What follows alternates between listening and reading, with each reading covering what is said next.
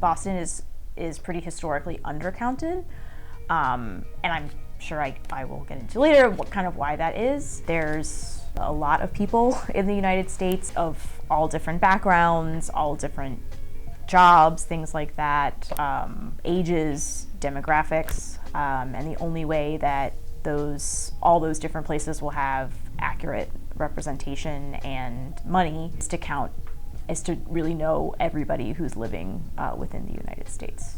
And it's a huge undertaking and really difficult, but that's the only real way to do it. I believe it's Article 1, Section 2, that says that there has to be a count of all of the people residing in the United States every 10 years.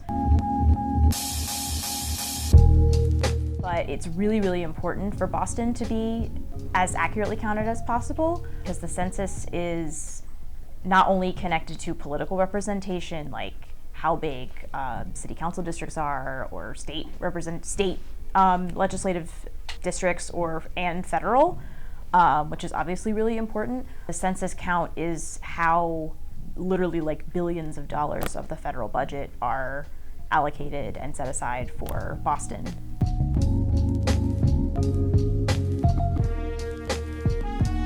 So the working definition of a hard to count neighborhood is there's a couple of different criteria. Anything where there's lots of people who are transient for some reason, people that don't have stable housing, which includes people who may be homeless, but also people that are maybe kind of couch surfing or just have to move a lot, either because of rent increases or substandard housing for some reason.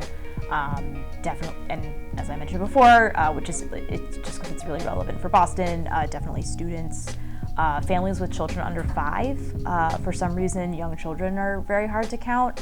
Even people that fill out the census sometimes don't include very small children, which is really a shame because they only do this every 10 years. So by the time the next census comes around, there's a whole other needs that haven't been met. The Constitution, as I mentioned, is very clear that everybody should be counted. Even if you could argue there's many other people that are living in the U.S. there's more citizens than not, it just would have had a huge chilling effect on people filling it out. So this will actually be my first time filling out the census. Because now I'm 25 years old, and 10 years ago when I was 15, I was in high school, and I don't even know if my parents filled out the census for me. I didn't know what the census was, and as a high school student, I know that a lot of my other classmates and friends didn't care or didn't know that the census existed.